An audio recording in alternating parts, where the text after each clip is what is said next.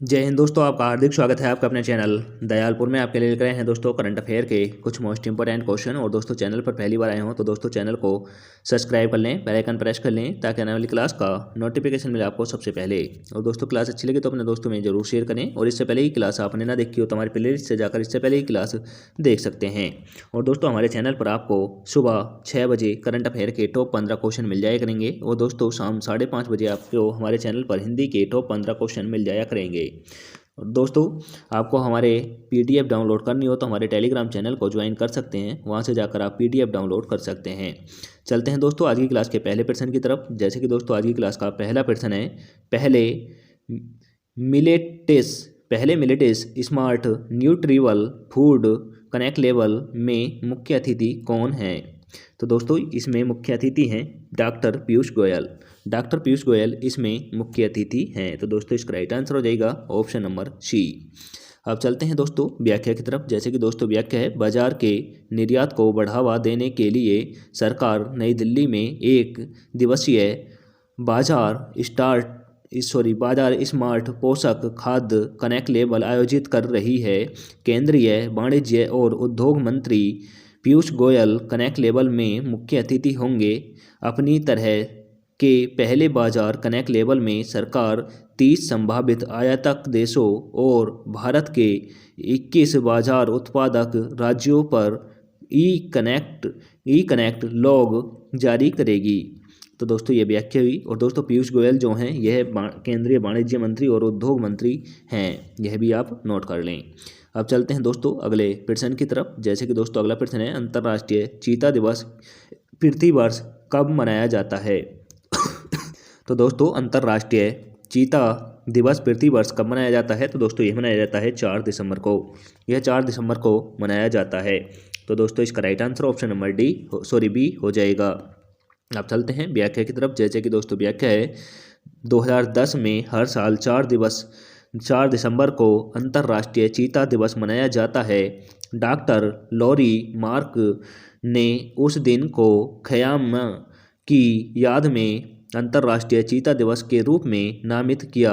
एक चीता जिसे उसने वेस्टर्न ओरेगन में वाइल्ड लाइफ सफारी में एक शावक से पाला था। तो दोस्तों इस चीते को इन्होंने एक शावक से पालक कर चीता बड़ा किया था। इस उपलक्ष्य में इसे 4 दिसंबर को अंतर्राष्ट्रीय चीता दिवस के रूप में मनाया जाता है। अब चलते हैं दोस्तों अगले प्रश्न की तरफ। जैसे कि दोस्तों अगला प्रश्न है, हम राष्ट्रीय उप अधिवक्ता दिवस किस दिन मनाते हैं? तो दोस्तों हम राष्ट्रीय अधिवक्ता दिवस किस दिन मनाते हैं? तो दोस्तों यह मनाते हैं हम 3 दिसंबर को। यह 3 दिसंबर को मनाते हैं। तो दोस्तों इसका राइट आंसर हो जाएगा option number A. Option number A is right answer. अब चलते हैं दोस्तों व्याख्या की तरफ। जैसे कि दोस्तों व्याख्या है, राष्ट्रीय अधिवक्ता दिवस 3 दिसंबर को मनाया जा रहा है। तो दोस्तों ये व्याख्या हुई। अब चलते हैं अगले प्रश्न की तरफ। जैसे कि दोस्तों अगला प्रश्न है, बेरीवल्स ब्रांड इज ने किसे ब्रांड एम्बेसडर बनाया है?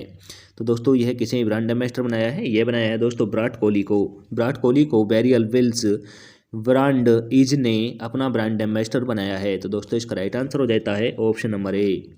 अब चलते हैं व्याख्या की तरफ। जैसे कि दोस्तों व्याख्या है, पहनने योग्य ब्रांड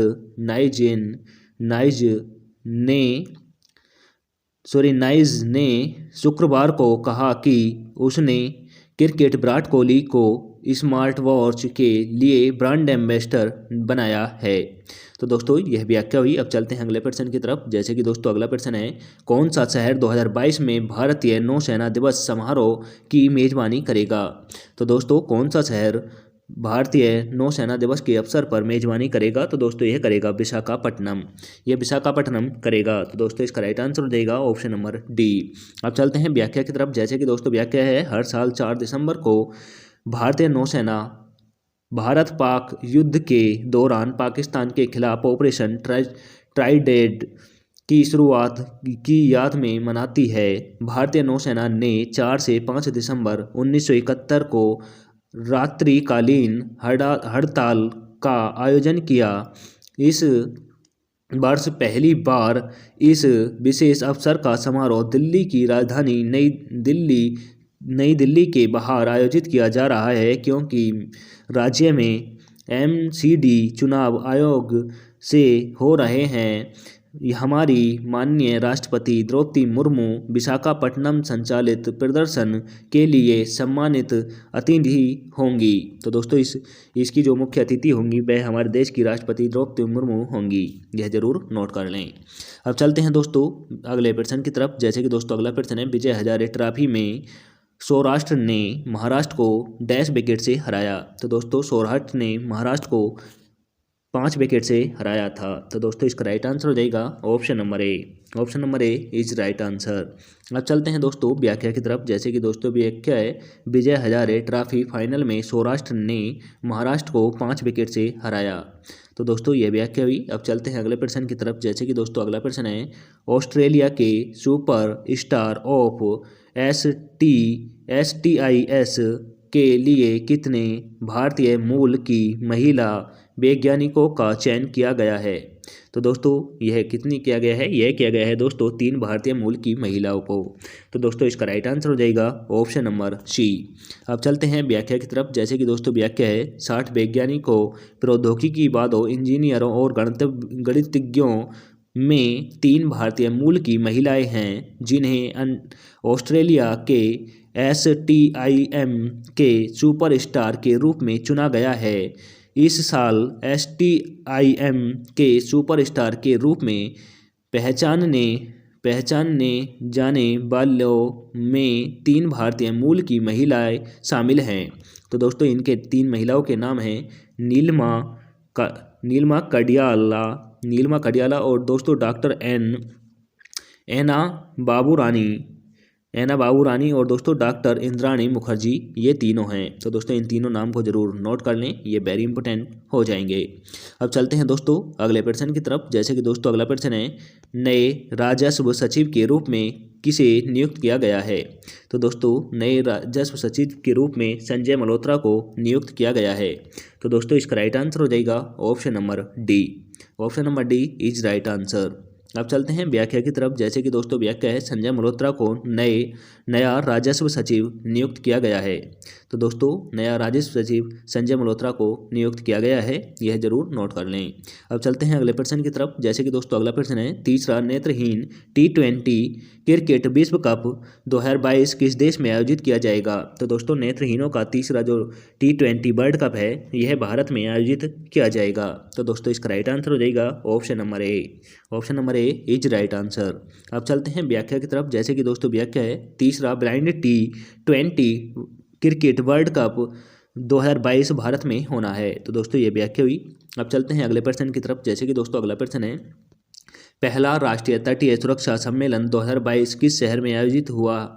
तो दोस्तों पहला राष्ट्रीय तटीय सुरक्षा सम्मेलन 2022 किस शहर में आयोजित हुआ है। तो दोस्तों ये हुआ है चेन्नई में, यह चेन्नई में हुआ है। तो दोस्तों इसका right answer option number C हो जाएगा। अब चलते हैं व्याख्या की तरफ। जैसे कि दोस्तों व्याख्या है, पहला राष्ट्रीय तटीय सुरक्षा सम्मेलन 2022 चेन्नई में आयोजित किया जाना है। तो दोस्तों यह व्याख्या हुई। अब चलते हैं अगले प्रश्न की तरफ। जैसे कि दोस्तों अगला प्रश्न है, संयुक्त राज्य अमेरिका के साथ किस देश ने संयुक्त सैन्य अभ्यास युद्ध अभ्यास के 18वें संस्करण का समापन किया।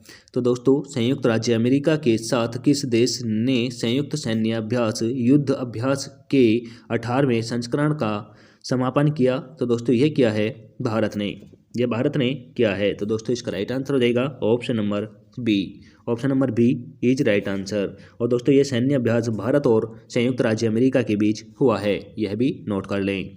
अब चलते हैं दोस्तों व्याख्या की तरफ। जैसे कि दोस्तों व्याख्या है, भारत और अमेरिका ने संयुक्त सैन्य अभ्यास युद्ध अभ्यास के 18वें संस्करण का समापन किया।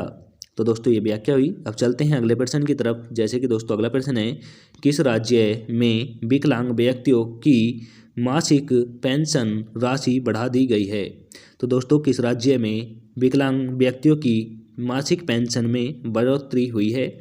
तो दोस्तों यह हुई है तमिलनाडु राज्य में, यह तमिलनाडु राज्य में की गई है। तो दोस्तों इसका राइट आंसर हो जाएगा option number B. Option number B is right answer. अब दोस्तों इन सभी राज्यों की राजधानी बता दूं, नोट कर लें। गुजरात की गांधीनगर है, तमिलनाडु की चेन्नई है, राजस्थान की जयपुर है, असम की दिसपुर है। अब चलते हैं दोस्तों व्याख्या की तरफ। जैसे कि दोस्तों व्याख्या है, तमिलनाडु में अलग अलग विकलांग व्यक्तियों की मासिक पेंशन राशि बढ़ा दी गई। तो दोस्तों यह व्याख्या हुई। अब चलते हैं अगले प्रश्न की तरफ। जैसे कि दोस्तों अगला प्रश्न है, डॉक्टर जितेंद्र सिंह किस शहर में अंतरिक्ष बहस में भारतीय प्रतिनिधि मंडल का नेतृत्व करेंगे?